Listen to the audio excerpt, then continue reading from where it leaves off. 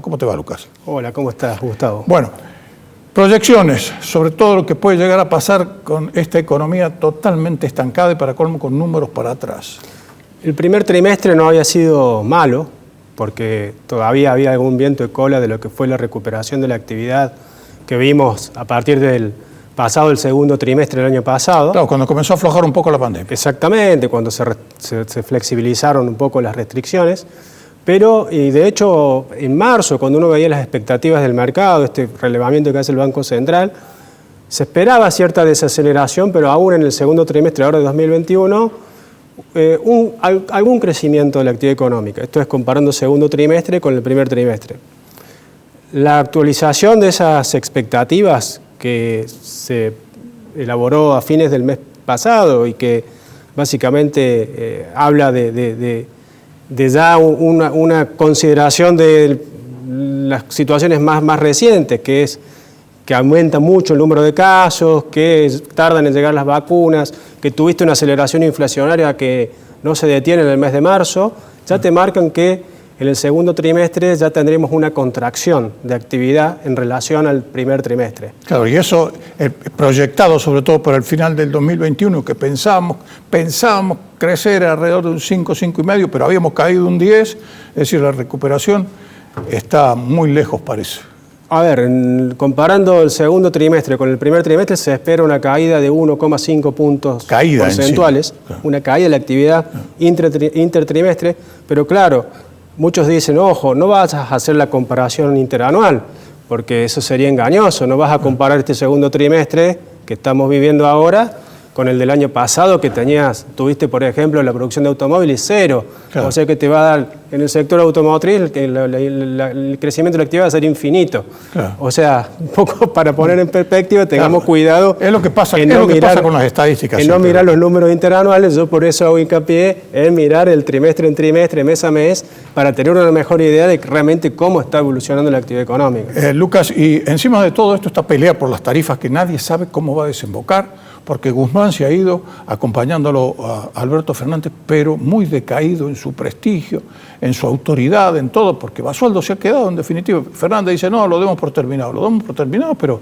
resulta que Guzmán, es decir, queda totalmente desautorizado. El caso es curioso y hasta muy preocupante, te diría, más que curioso, porque te está hablando de un subsecretario que le está diciendo a su jefe, que sería el ministro, cuál tiene que ser el techo de actualización de las tarifas de servicios públicos. Lo que pasa es que Basualdo es un vocero, y es un vocero de quien realmente manda, lo sabemos todos, lo sabemos los periodistas, lo sabes vos, lo sabe la gente. El que manda en este país se llama Cristina Fernández de Kirchner, no hay nada que hacer. Lamentablemente eso es lo que marca, pero el tema es que incluso ves las declaraciones del gobernador Kicillof, luego de este entredicho entre el subsecretario, que no se sabe si ha renunciado o no, y el ministro, y el gobernador lo apoya, al subsecretario, no al ministro. Sí, exactamente eso. Y el argumento que da es absolutamente alocado. Dice que las tarifas no debieran aumentar en lo que queda del año porque las empresas de servicios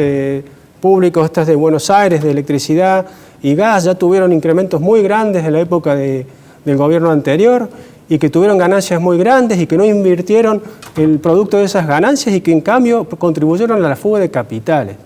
Entonces esa es la reacción que tienen frente a este entredicho, lo cual marca una falta de profesionalismo alarmante. ¿Por qué? Porque si vos ves lo que representa el precio mayorista de la electricidad en relación al costo de generación de eléctrica que teníamos a fines del año 2015, eso representaba el 15%. O sea, el precio que recibían de generación eléctrica en el mercado mayorista era el 15% del costo, el resto era todo subsidio. Sí, exactamente. Se gastaba casi 3% del PIB en subsidios. Obviamente después vino el gobierno de Macri, hubo una readecuación tarifaria dolorosa que generó un incremento de precios. Sí, seguro. Pero ahí ese reacomodamiento tarifario permitió que la tarifa pasara a cubrir el 80% en abril de 2019 del costo. Todavía estaban a pérdida, sí. Todavía estaban a pérdida. No estaban a pérdida simplemente porque venía el subsidio del Estado. Se gastaba 1% del PIB todavía en subsidio. ¿Y qué ha pasado ahora? Si ves la situación marzo 2021. Sí. ¿Por qué Guzmán está preocupado? Porque ya estás teniendo un precio mayorista que cubre solamente el 40% del costo de generación. O sea que eso que habías recuperado ciertamente lo perdiste en gran medida. Y ahora, en términos del producto, los subsidios energéticos explican más de 2 puntos del producto. O sea que prácticamente la mitad del esfuerzo que hiciste para tratar de recomendar el sector lo has perdido en un año, prácticamente, un año un poco más. Seguro. Y lo que pasa es que la preocupación del gobierno y de determinado sector del gobierno es hacer un papel honroso en las elecciones, porque si no sería una verdadera debacle.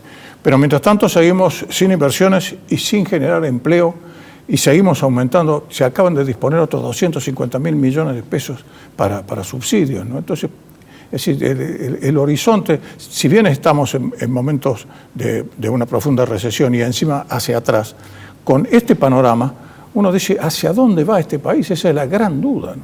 Es realmente preocupante, lo acabas de marcar, 250.000 millones de pesos en subsidio extra en relación a lo planificado en el presupuesto 2021. Ojo, sí es que autorizan ese incremento del 9% en las tarifas de este año. Claro. Si eso no llega a suceder y el ajuste es aún inferior, el gasto de ese incrementado en subsidio va a ser aún mayor. En total, tenés casi de un billón de pesos en subsidio. Claro, un millón de pesos. Sí, sin duda. Que se gasta en subsidios. Va a ser terrible. Es muy difícil. 5% del Producto Bruto. Es muy difícil sanear las cuentas públicas en una situación así. Hay medidas que se pueden tomar a los fines de tratar de morigerar el impacto de un eventual ajuste en tarifas en los sectores de la población más vulnerables. Eso está archicomprobado de que distorsionar los precios es la peor forma que podés tener de hacer redistribución del ingreso. El mismo Guzmán lo dijo. Sí. Con esto estás dándole un subsidio a los ricos. Si en cambio utilizás una buena política focalizada de transferencia de ingresos realmente a quienes más lo necesitan, sin distorsionar los precios, podría lograr el resultado que se supone que aspira el gobierno, que es de proteger a los más vulnerables, pero termina no protegiendo ni a los vulnerables ni a los no vulnerables, y termina aumentando la probabilidad de que quienes no son vulnerables pasan a ser vulnerables en algún momento, porque realmente la situación para el sector privado, para el trabajador, mencionaste recién los temas de empleo, se hace muy difícil de sostener cuando tenés una economía con tantas intervenciones tan distorsivas, con una presión impositiva tan elevada, que realmente te hace difícil desarrollar tus actividades y desarrollar tu potencial al máximo. Efectivamente es así, Lucas, y lamentablemente es así. Mencionaste ese último tema impositivo, pero es un combo explosivo todo esto. Gracias por tu presencia en Córdoba. Muchas gracias, Gustavo.